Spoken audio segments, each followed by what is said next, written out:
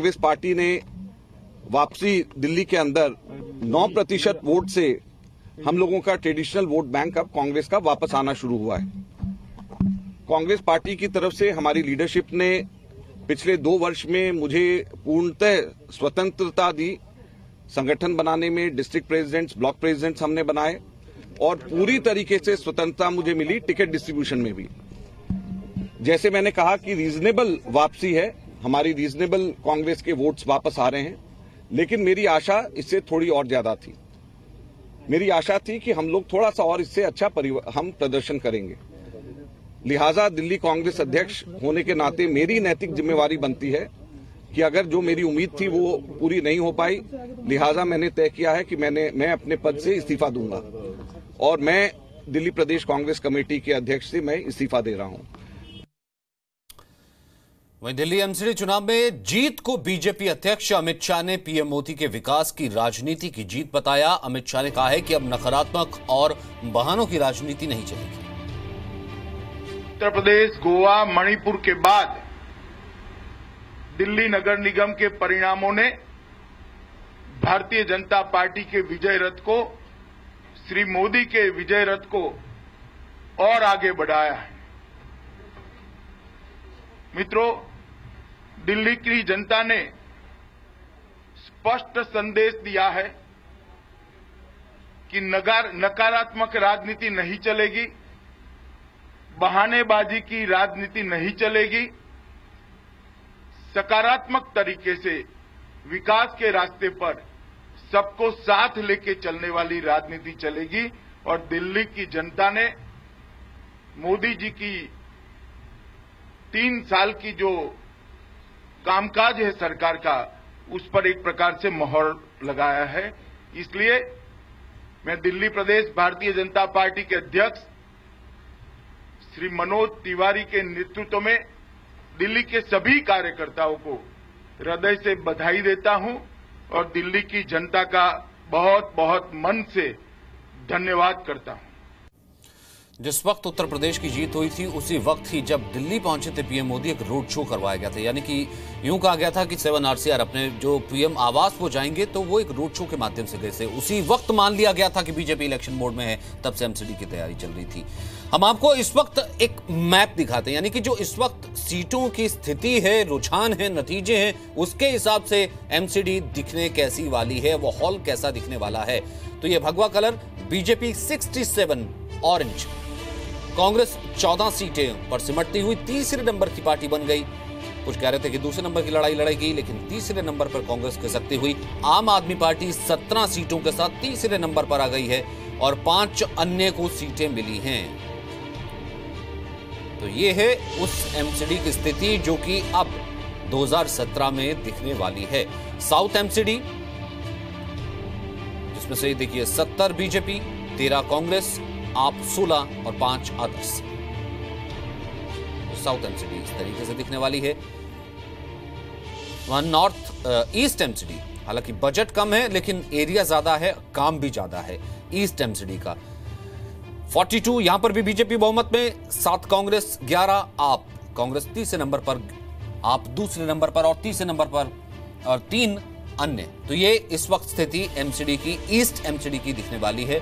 और ये कुल मिला के अगर इन तीनों को जोड़ दिया जाए, 179 बीजेपी, 34 कांग्रेस, 44 दूसरे नंबर पर आप और 13 अदर्स।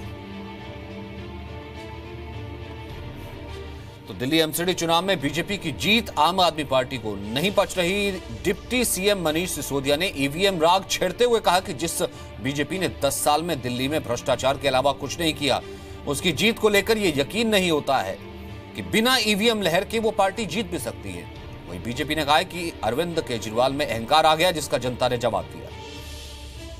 कोई वजह नहीं है कि बीजेपी को दोबारा से लोग इस तरह से पसंद करें।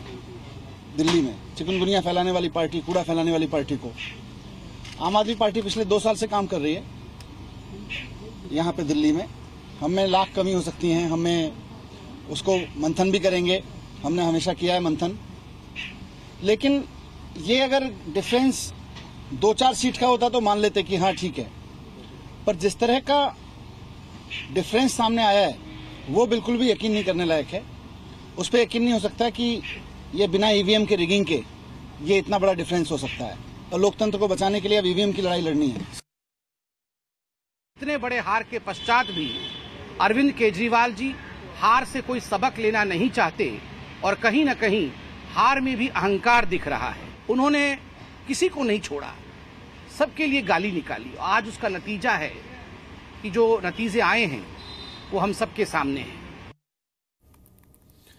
और इस वक्त मेरे साथ जफर इस्लाम जुड़ गए हैं, बीजेपी के प्रवक्ता, बीजेपी के लीडर, और साथ ही साथ निनाद सेठ, पॉलिटिकल कमेंटेटर, स्टूडियो में मेरे साथ लगातार बने हुए हैं। पवन नारा मेरे सहयोगी फील्ड से हमारे साथ मौजूद हैं, और अश्विनी गुप्ता भी स्टेट इलेक्शन कमीशन के यहाँ से मौजूद हैं। जफर इस्लाम साहब, यहाँ पर भले अहंकार कहें, जो संबित पात्रा कह रहे थे कि अहंकार आ गया है आम आदमी पार्टी ने और जनता ने उस अहंकार का जवाब दिया है, या फिर वो आपको कह रहे हैं कि चिकनगुनिया वाली पार्टी, कूड़ा फैलाने वाली पार्टी, जनता ने भरोसा किया है ये सोचते हुए कि अब एमसीडी में काम होगा, इसीलिए भरोसा दिया है, यानी कि आपको काम से जवाब देना है इन अहंकारी लफ्जों का। कैसे होगा? देखिए, पूरी पॉलिटिक्स जो अब इंडिया में हो गई, पॉलिटिक्स ऑफ परफॉर्मेंस है। अब जो है वो नेगेटिव पॉलिटिक्स जैसे उन्होंने 2 साल पहले किया था, वो ज़माना चला गया। अब बिल्कुल माननीय प्रधानमंत्री जी ने एक ऐसा ज़माना दिया है जिसमें आप परफॉर्म करेंगे तभी आप सर्वाइव करेंगे पॉलिटिकल स्पेस में।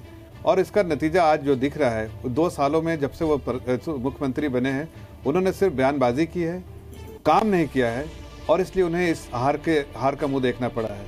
और जहाँ तक भारतीय जनता पार्टी का सवाल है, भारतीय जनता पार्टी प्रदेश के हित में, लोगों के हित में, जनता के हित में काम करेगी, और उसी का विकल्प लिया है, उसी का मैंडेट हमें मिला है, उसी का वर्डिक्ट हमें मिला है। और जो उन्होंने विश्वास जताया है, उनके विश्वास के पर हमें पूरा खरा उतरना है, इसी की हमारी कोशिश है, और यही कोशिश हमारी आगे रहेगी। अनप्रेसिडेंटेड ऐसा अमूमन होता नहीं है। हरिशंकर गुप्ता जी, इससे पहले मैं निनाद के पास जाऊं, आपसे कमेंट लेना चाहता हूं, किस तरीके से मंथन होगा, क्योंकि अजय माकन ने तो इस्तीफा दे दिया और उससे पहले तमाम लोगों की नाराजगी भी रही। आज भी शीला दीक्षित कह रही थी मुझे तो बुलाया तक नहीं, मैं तो प्रचार के लिए जाना चाहती थी। ठीक है,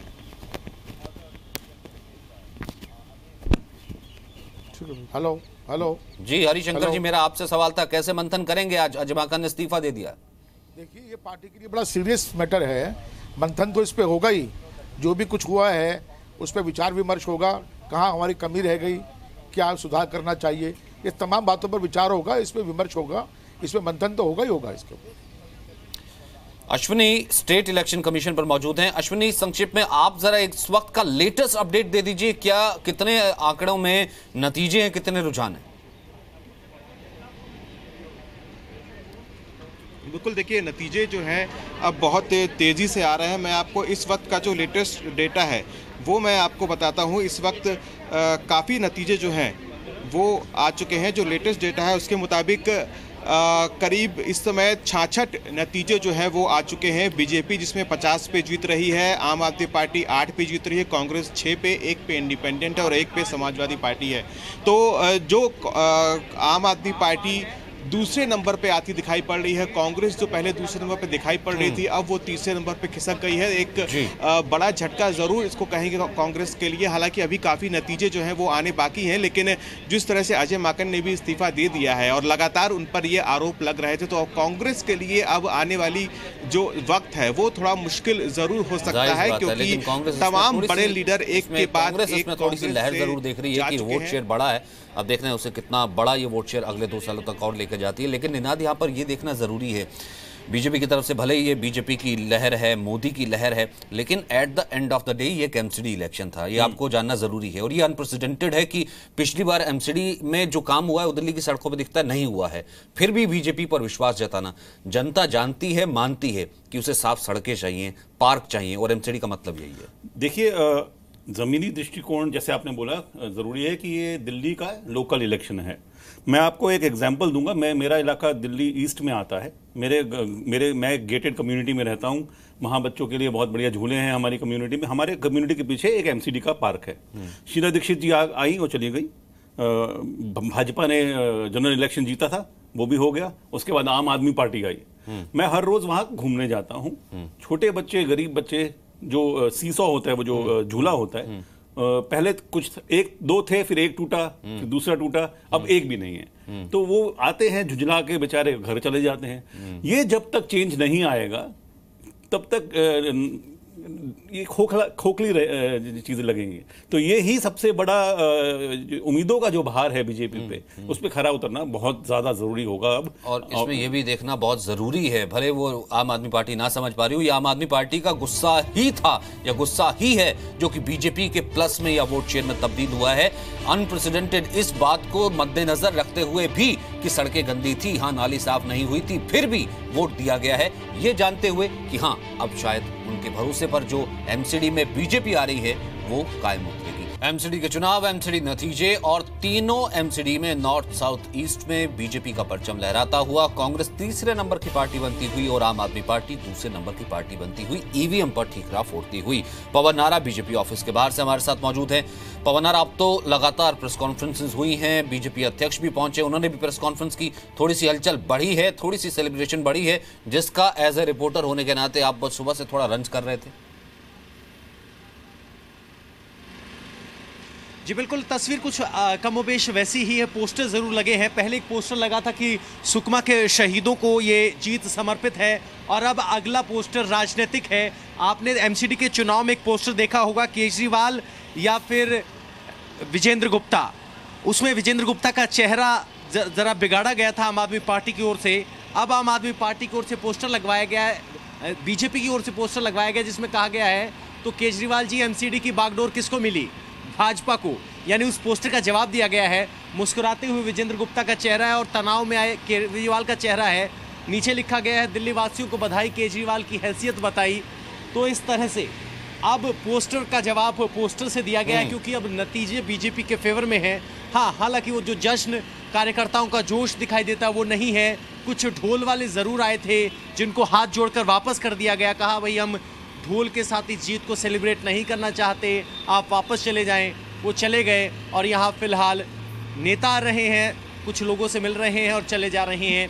ऐसा कार्यकर्ताओं का हुजूम नहीं है। शायद ये संदेश हर जगह पहुंच गया कि सुकमा में जो जवान शहीद हुए हैं उसके बाद से बीजेपी जश्न नहीं मनाएगी। जी ठीक पवन। हरिशंकर गुप्ता जी, एक चीज मैं आपसे जानना चाहूंगा कि यहाँ पर अजय माकन कह रहे थे लगातार 9% की लड़ाई हम सिर्फ लड़ रहे थे, यहां से जो भी गेन हुआ है वो तो हमने गेन ही किया है, ट्रेडिशनल वोट बैंक हमारे साथ वापस आ रहा है। तो इसी लड़ाई को कांग्रेस मंथन करके जारी रखेगी या फिर यही कहेगी कि जनता मूर्ख है या फिर ईवीएम में खराबी थी उस कारण से वोट छिटकता रहेगा? ये सबक होगा। जनता को मूर्ख तो कहे नहीं जा सकता। जनता का जो निर्णय है वो सर माथे पर है, उस बात पे कोई विवाद नहीं है।